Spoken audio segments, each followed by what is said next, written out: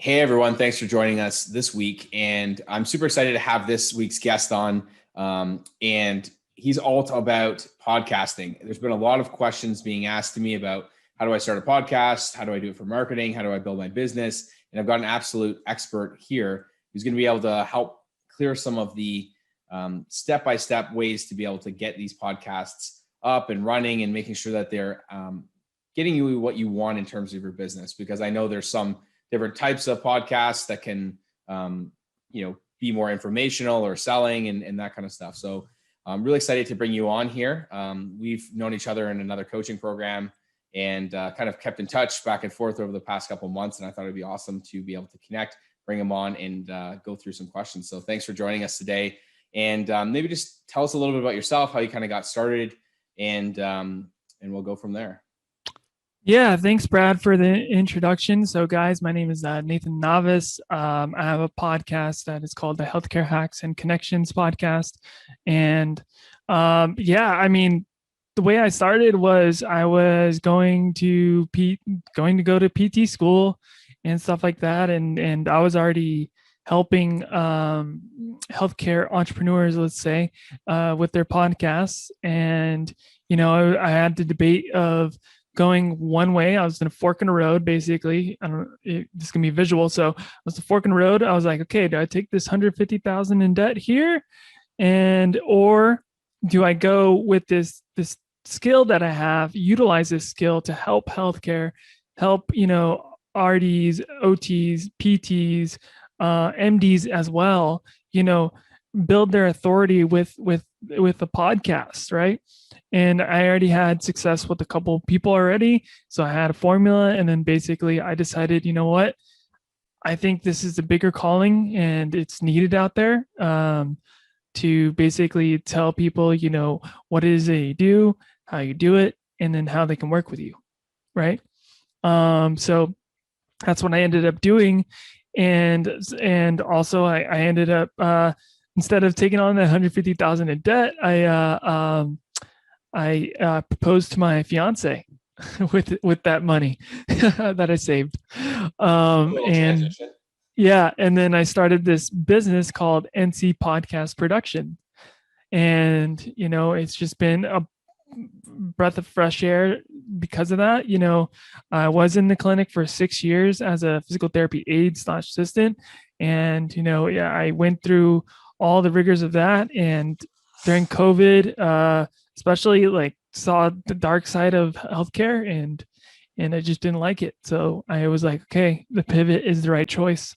And that's how it happened. And, launched a podcast here about a month ago and just been growing people's businesses with their podcasts.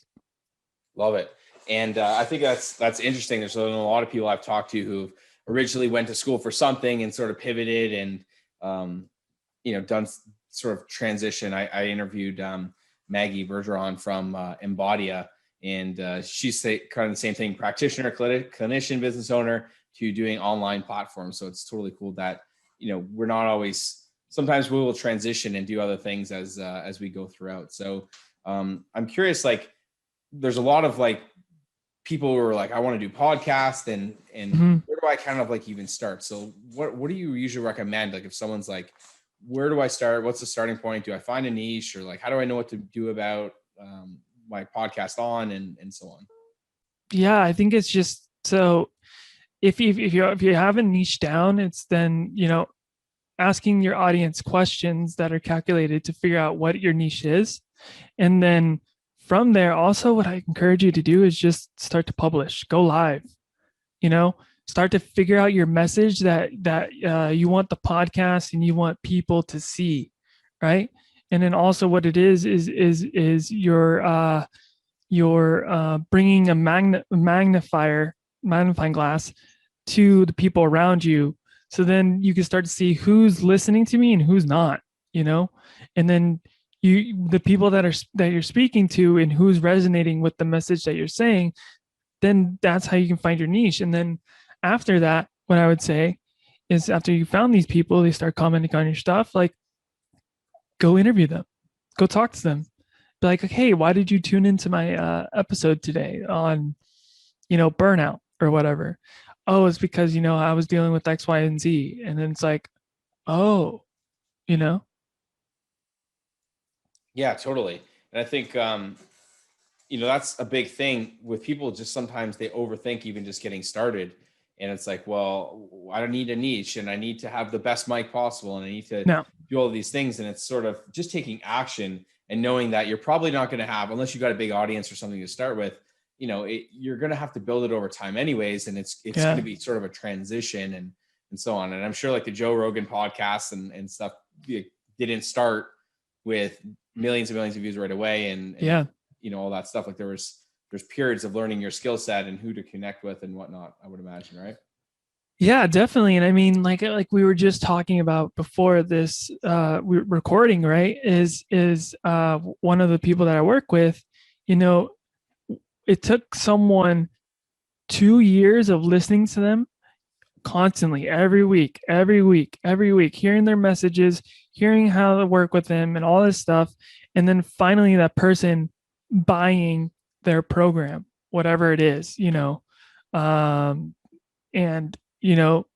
that message just being there and them constantly publishing is the reason that person bought. It was that nurturing aspect that we were talking about over time, right? And that would not have happened if they didn't one publish, if they weren't consistent, and then also their message being the same every time. I mean, you can pivot it over time, right? um but that resonating with that person, and then that person going and having their aha moment and being like, oh my god, this is me, I need this help. Yeah, resonate them. It sounds like kind of on their level, and also showing Mm-hmm. up so they kind of build that know, like, and trust. And I know we are Yep. kind of talking about there's just coaches and agencies and everything all over the place that are people are being inundated with. So like from Yep. a level, people are seeing these messages all the time, and Mm-hmm. saying like if you're showing up for 6 months, a year, and saying you're like solving these specific problems, Yeah. people start to take notice of that. And I'll give you a golden nugget here, guys. You don't need to sell every single podcast. You can give value, you can give the free value, but at least one. And say if it's a you do one podcast a week, uh out of that week one week in the month, you just have to tell them like how they can work with you. That's it. Still provide that free value and whatnot, but say like, hey guys, this is how you can buy my rehab program that I have coming.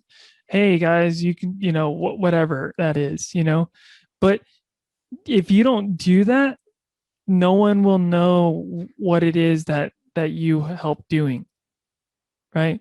And also I would encourage you to do is, if you do something like that, bring on your clients that are having these transformations going from step 1 to step 10, because then these people are going to start to put their their selves in those shoes and then visualize that and be like, oh, this is me. And he got them from step 1 now to step 10. I want to get there. Totally. And I think like, that's a thing with people too, as they kind of are nervous, like, well, I don't want to sell. What if I turn people off? And, I always sort of say like in marketing, like you have people in different stages. You'll have the colder audiences, Yep. which are, they might have just heard about you or just saw your episode for whatever reason.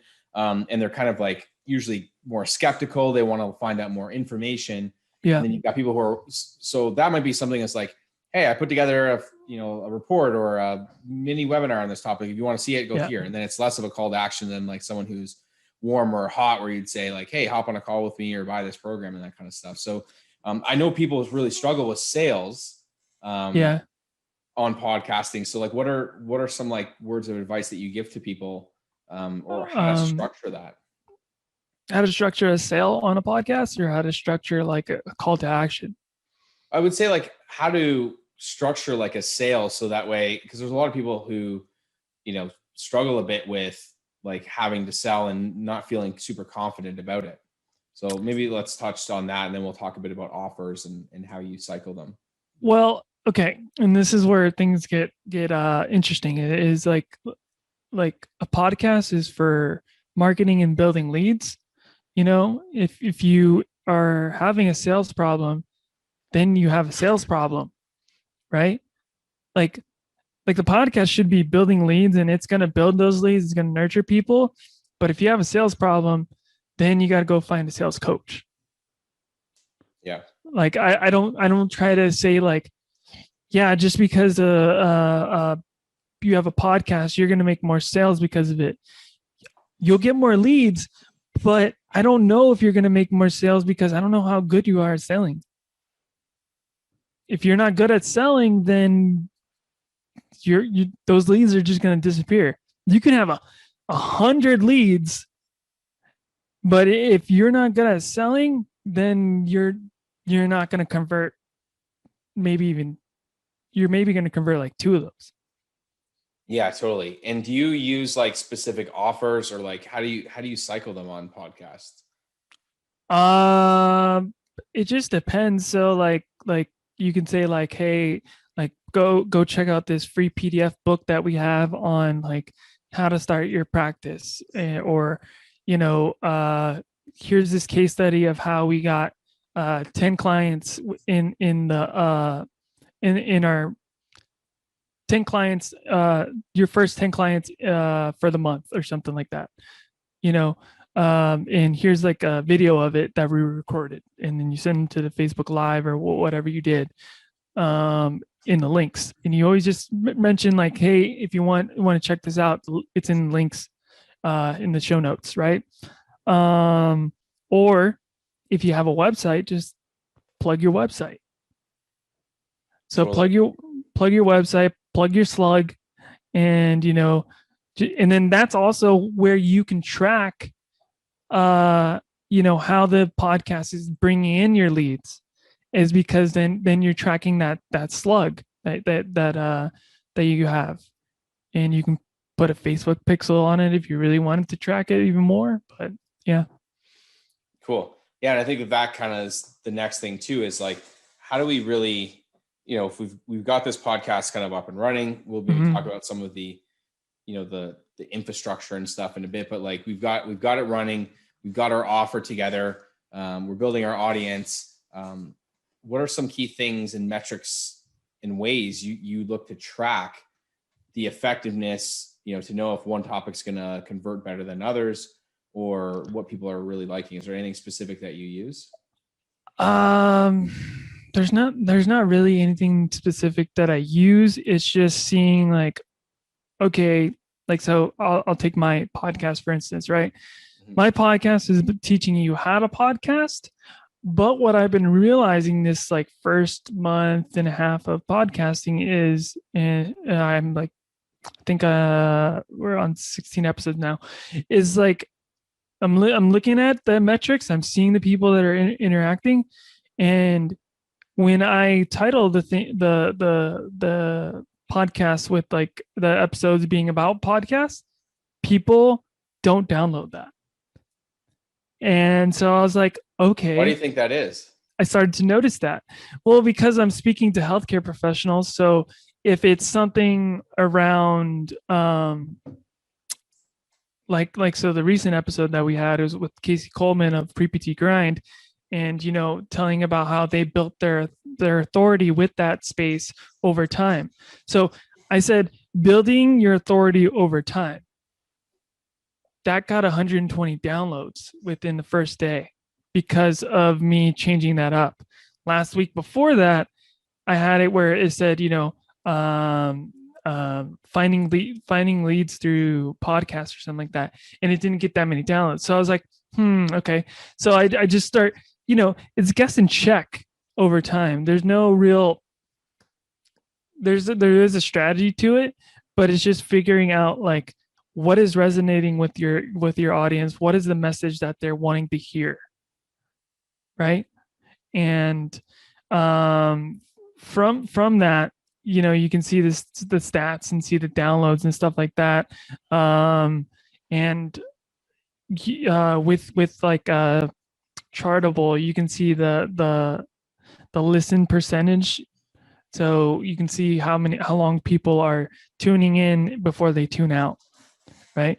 So for my podcast, I make it short. It's especially my solo episodes. My solo episodes are only like 10 minutes, maybe even less than that sometimes. My guest episodes have been 30 to 45. So I try to keep it really short. And what I'm doing is because I'm looking at the listen percentage of it. If I go into the hour range, people drop off at the 60% mark. So they're only getting half of that. And that's probably because, they're driving into work or something like that. And then they tune out and then they come back and listen to it again. Is there a way to track, like, so if someone listened to half, is there a way to track to see if someone, like, people are starting this point or something like that? Yeah. So Chartable does that, and it hooks up to your Apple iTunes, and they communicate together, and same thing with Spotify. Okay, cool. That's sounds like a valuable tool then. Yeah, it's a valuable tool. And then also what they do is, and this is the weird thing is, like, people look at the reviews, but they're not knowing that they're getting reviews in other countries. Because if you go to Apple iTunes and you look up your podcast or podcast, and you go look at that, and you see like only US, it's because you're in the US, right? But Chartable breaks it down to where, like, if I'm getting something from England, it's going to show me that comment came from England.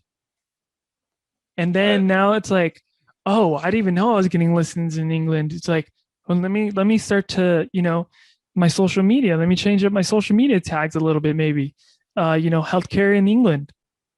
And then maybe you'll start to get more downloads. You can track that understanding. I think that's super important. Is there like a couple key KPIs that you are really focusing on, or you find extremely important to cover? Key I mean, there's probably like total listens, I would imagine, or subscribers, and that kind of thing. But like, what are some of the, what are some of the most important ones that you're sort of tracking, and are they different in the beginning stages to when you've got momentum? What's sort of that look like? So what I do, okay, and this is like a hack, guys, for you, is anyone, so especially social media, anyone that comments on anything about my podcast, I'll personally private message them. Thank you for listening. And it's a video or it's an audio thing. I don't text. I don't send a message because it feels inauthentic to me. Mm-hmm. And if someone reached out to me and said, like, I appreciate you listening to the podcast, I would appreciate if you can leave, first, if you can subscribe, rate, review. And the reason of that being is because then that ups our rankings in Chartable and stuff like that. But also it shows that social proof to others that are tuning in, like, oh, this is a good podcast. Like my launch, I have 97 reviews. 97 reviews, but it's because people that tuned in and they said they're going to listen, I privately messaged these people individually, personal messages, and they followed through with what I said, and because of that, and it literally took like, I don't know, maybe like 30 minutes to message all those people. They're just like, hey, so-and-so, thank you for listening to the podcast. If you could just give me 1 to 2 takeaways that you got from the podcast, that would be great in my reviews. Then other people are going to see that. Other people are going to see that this podcast is resonating with this type of person. And then you start to build a community as well. Yeah, I think that's good. Like generating the social engagement. And social proof and engagement is like a huge component, obviously. And do you find like there's different stages of the podcast? Like your goal is in the beginning stages to like hitting certain numbers, and then it starts to change as it grows, or what do you find as a strategy? Or is it the same like whole kind of way you're looking at just getting more engagement and so on?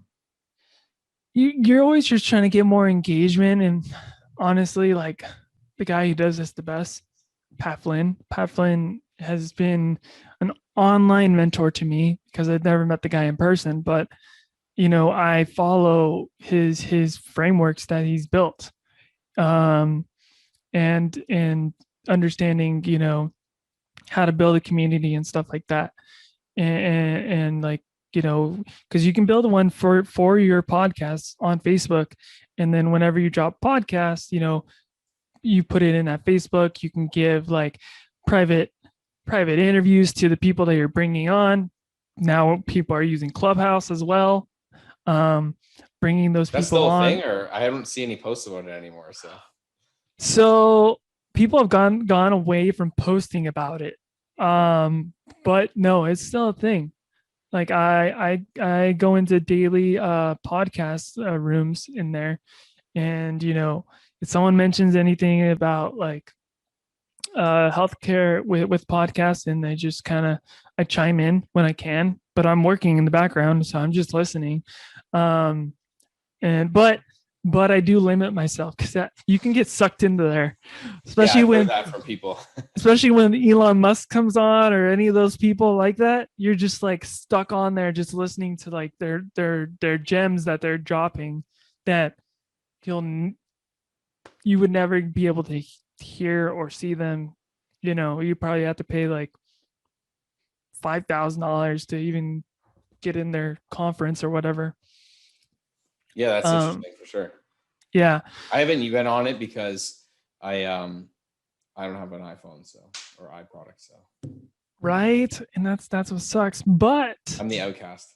Yeah, but and what people complain about is like, oh, they can't record. There is one that is out right now called Fireside Chat. It is Mark Cuban's child, basically, and you can record the content on Clubhouse. You can't record. Well, you can't record unless you let the people know that you're recording in the little acceptance thing. It's hard to explain unless we were like actually on it, which maybe we'll have to do one of those. We'll have to do something like this live on Clubhouse. That'd be kind of cool. Yeah, but I'm getting away from things. So basically what I try to do, KPIs, is I track the total downloads, I track the most popular, I track the total subscribers, and then percentage of time listened to each episode, right? So then the reason I do that is to see like the drop off, and I track like for the month, try to see, okay. Yeah. And what I noticed one time was, or it starts to go with the season, right? So podcasts typically like drop off downloads are between the holidays. Why is that? Because people are busy. People are busy. So what I would say to you guys, and I was going to test this out myself this next Thanksgiving and Christmas. So here's a golden nugget again, guys. Make your podcast shorter around the holidays. I think you will definitely get more engagement, interaction. These 6-hour podcasts, 6 hours, 60-minute podcasts. That's a these 60-minute podcasts, I think during the holidays they drop off because of that. Because I was like, and you can see like the most podcast platforms, the Libsyns, the Buzzsprouts, the Simplecast of the world, they show you like little line graphs, and you can see it going up and then go down. And so when it came to the holidays, it went down, and I was like, why is that? And then I was like, oh, all these are 60 minutes. I wonder if we bring these down to 30 minutes, if it would at least level out to our average. I mean, if it peaks, it peaks. Like, and then cool, we figured out the algorithm with that. But yeah. So hopefully that was helpful. Yeah, no, I totally think so. And that's a thing that comes up a lot of times as questions too. And it comes up with, what do I do for my webinars or my in-person workshops or my whatever they're doing? It's like, well, how long does it need to be? And Yep. my response is always, well, it depends. And I'm finding like, if the information is actionable, it's valuable, it's engaging, Yep. then people are going, it doesn't matter if it's longer because people will listen to it. I mean, Joe Rogan podcast for like 3 hours or whatever, like just crazy Right. stuff where people will listen to that. So what are some of your thoughts on that? If people are trying to figure out, well, how long does it need to be? I kind of say however long it needs to be to get to the point and kind of cover the topics, but I'm curious to hear your thoughts. Track it over 6 weeks and see what's resonating with people, but be consistent. So if you're going to go 15 minutes, make sure every episode in that 6 weeks is 15 minutes. And then after that, go 30 minutes, test the 30 minutes. And then after that, test the 45 minutes. I don't like to get into an hour, but sometimes you have such a good podcast going when you're recording with someone that it does go that hour, and you're just like, you know what, let it go, because he's dropping fire right now. Like, it's amazing type of stuff, yeah. So that's how I would track it. And you track. So make our coach would say, let's get a spreadsheet of this. So let's break down the total downloads from the 6 weeks for 15 minutes, most popular, total subscribers, and then percentage listened. And then go with the other one. Do the same thing. And then figure out what your audience likes. Or another fast little hack to probably do it is, if you have a social media account, say Instagram or something, and you have a pretty big following through your podcast, or people that follow you there, is ask them the question, hey guys, thinking of switching up the time lengths for the podcast in the next couple of weeks. What would you guys like? 15 minutes, 30 minutes, 45 minutes? And I typically only give people 3 options. If I give them a fourth, it's kind of hard for them to really decide. So yeah, try to just make it really easy for them to answer, and yeah, you'll see results from it. Totally. Yeah, I think that's a big thing too. It's like giving people not too many options, otherwise they'll go from there. So I think that's super important. And I've sort of experimented with time periods. Like, most of the stuff that we do here is between kind of like 35, and I've had a couple that went over 60. I think it all just depends on like what the value is, how the conversation is going, and what the key takeaways are, because people only have so much time. I know myself, I like to listen to kind of smaller blocks, and I listen to a lot of things on like 2 times speed. So, that's if it's an hour, I'm like, oh man, I got to like 2 times speed this in order to get into it. And speaking of that, it's like, okay, let me adapt this. So most of my audience is going to listen to it, say in that 45 minute. Okay. Then what I do is, and we break this down into the micro content and repurposing, is I'll break it down into 5 minutes each. 5 minutes each. And then you just created, 9 pieces of content. Repurposing it. 9 pieces of content. Then you break that smaller content into smaller content. Then you take quotes out of there, and then you repurpose it with like a Canva, design with your brand colors, all that, cover photo. Boom, you got that now. And then you even take it even smaller, and you take it and you take that 5 minutes into 1 minute, and then you put that on a like an audiogram. And what I use for that is Headliner. Headliner app is really great for that, because you can look up your podcast after it's published, and you can find the right clip. You're like, okay, this is the clip. Boom, here, boom. And then what Headliner is too is it's connected to all your social media. So you were like, oh, I just want to send it out to everywhere. All right, boom, done. Cool. Simple.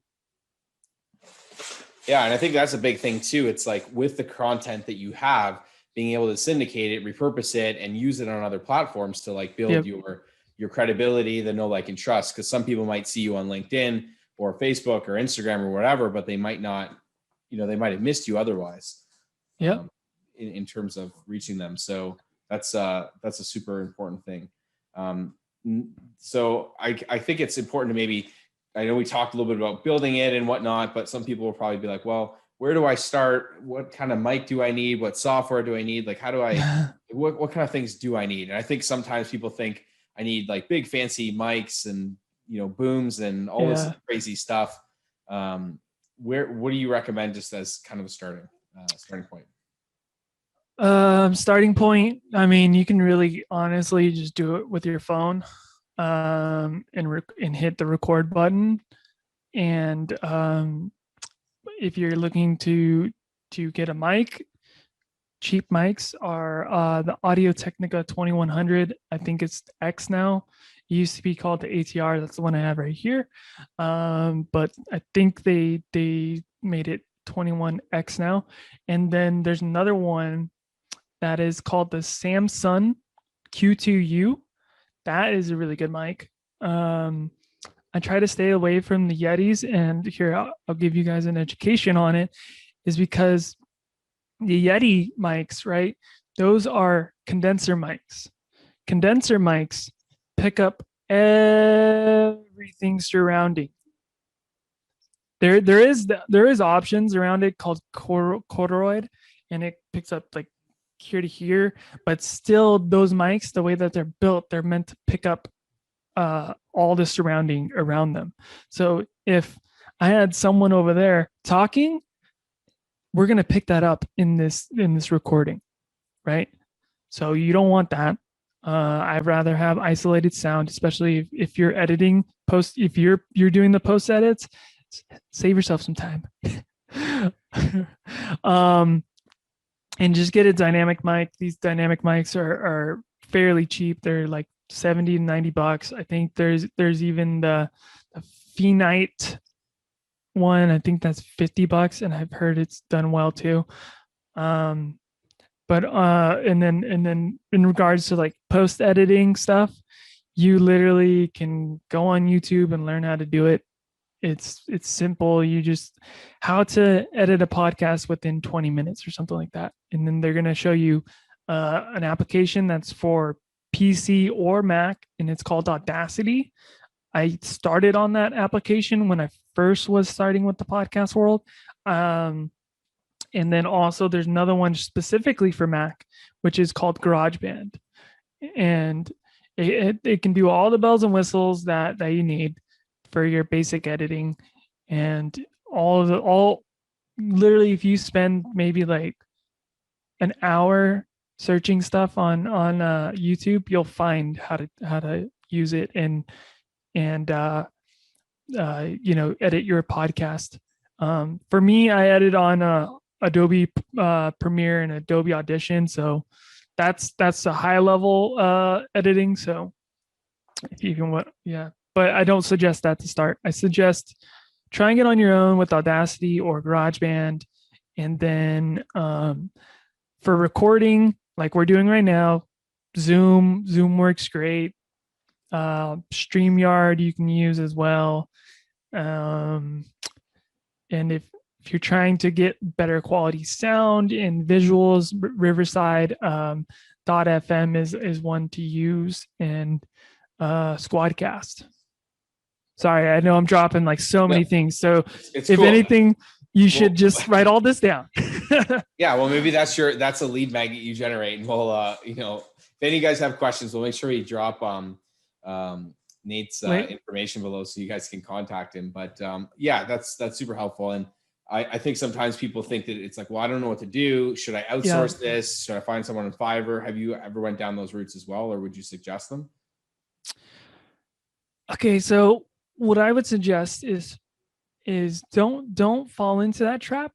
Try it yourself first, just so you know the ins and outs of it. And then after a certain point, if you're like, okay, I'm really serious about my podcast, then outsource it. The reason I don't say outsource it at the beginning is because we don't know if you're going to pod fade. What pod fade is basically you make like 3 episodes and then you're done. You never publish again. Right. And you want to know. So what's crazy is there is, oh man, I wish I had the stat right now. Oh, but there's, I think it's like, oh man, it's on the top of my head. I want to say it's like 100 million podcasts out there, but out of half of those are pod faded, and they've only produced 3 episodes, and then they stopped. That's crazy. So what that tells you too is also that, it's good to batch record. Like if you have some free time, just start talking to the mic, talk to whoever, set up a Calendly like we did here, Brad, and, send it out to people to schedule to interview on your podcast. And then also on batch recording, like you can literally, and I've done this because I did it for my podcast now, is 3 episodes a week. If you do 3 episodes a week for 20 days, right? You have a year's worth of content, and you never have to record again for that year until next time if you want. Unless, say, someone big influencer reaches out to you, hey, I want to be on your podcast, then it's like, all right, let's get you in, type of thing. But yeah, it's not hard. You just need to really, this red button right here, just hit it, just hit it, and just publish. Start speaking into your famosity, as one of my favorite people says all the time.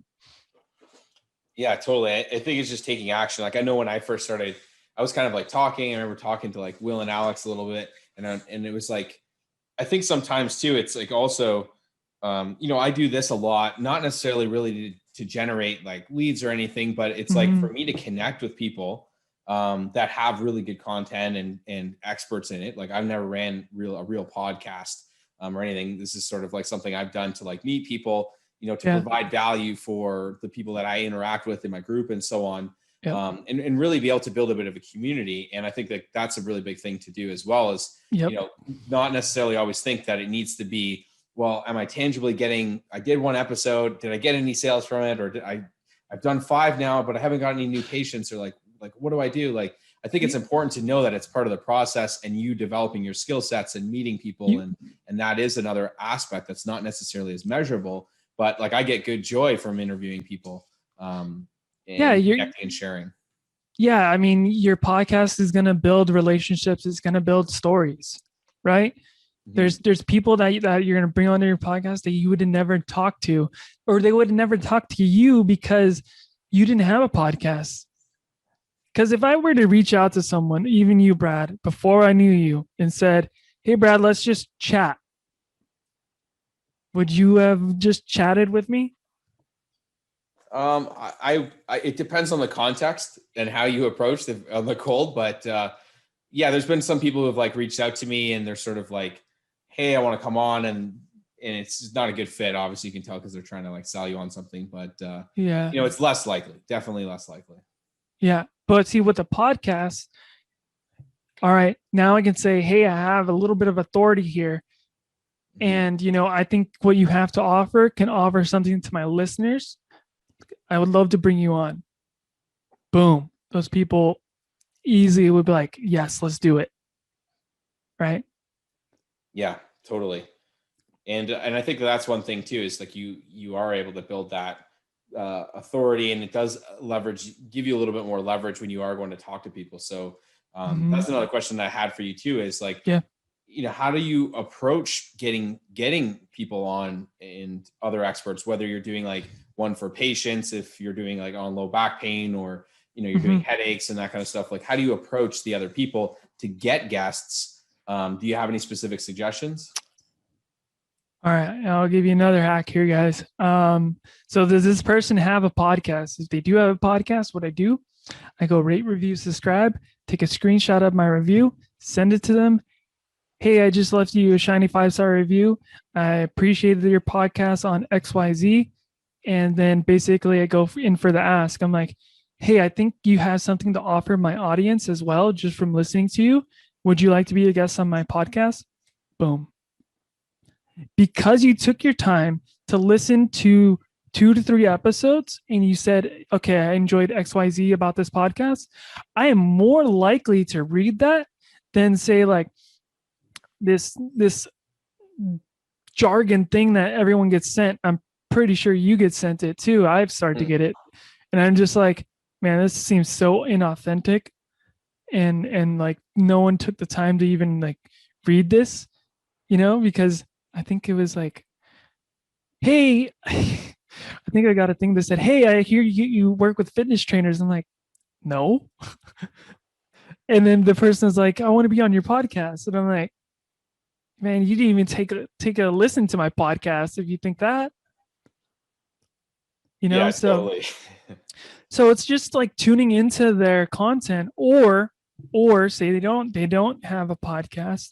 Then what I'll do is I'll put the bell on their stuff on my Instagram, and then whenever they post, I'm the first one to interact with them. I'm the first one to interact on their stuff, because they're gonna see that, and they're see it over time. And then when you do interact with them, building that relationship over time, then they're more likely to be like, oh, well, this guy's been kind of interacting with me, helping the engagement of the Instagram and whatnot. Yeah, I'll be on his podcast. Totally. And yeah, that's what I was kind of saying earlier, is I get a lot of like random stuff about like, oh, I saw your episode, or and it was just like, they clearly didn't even see what it actually was about, or like, they just kind of look at it like, oh, you're helping people with this, like I should come on to it as well. And it's just like not contextual at all. So Yep. Yeah, totally get it. I appreciate that. For me, it's like, I've used it to meet, I've actually met a lot of people. I reached out to have a guy next week coming on. I met him like maybe a year and a half ago at a conference, and we kind of stayed in touch a little bit, and I just shot him a message. And again, like I kind of like you, I like to use Loom a lot, where I shoot people a message and say like, hey Nate, it's Brad here. And just touching base with you, whatever it might be. And like, I've got an expert interview series. I'd really love you to come on. I think you can provide a lot of value. I like what you've done with this and this in the context of his book and presentation. So yep, it's like, yeah, no problem. Shot him a link. I've got him coming on next week. So I'm really excited for that. So I think it's, just taking action. And I like what you said of like interacting and actually like caring and building these relationships instead of just being very transactional based, if that makes sense. Yep. And then what I was going to add there too about like, building that relationship, like you were saying, is man, I blanked on it. But yeah, that's definitely a good way to do it. Yep. Yeah. It might come back to me. Completely good. It's all good. It's all good. So, I know there's like another questions that sort of come up. And people ask me this a lot, being like, well, why do you let people pitch their own stuff on your podcast? Isn't that like, isn't that bad? Or what, and they kind of, and I always sort of say it's like the scarcity mindset. Like, we're all colleagues here, and even people who are doing marketing stuff, there's people who do certain things better than me, like the direct mail or, whatever it is specifically, like, I want people to be able to benefit from that. So for me, like, I don't really care. The more that we can all work together, I think it brings up the industry, it builds the audience and that kind of stuff. But I'm curious to hear kind of your thoughts on what you think about that. Yeah, scarcity versus abundance mindset. It's definitely people, fall into scarcity a lot.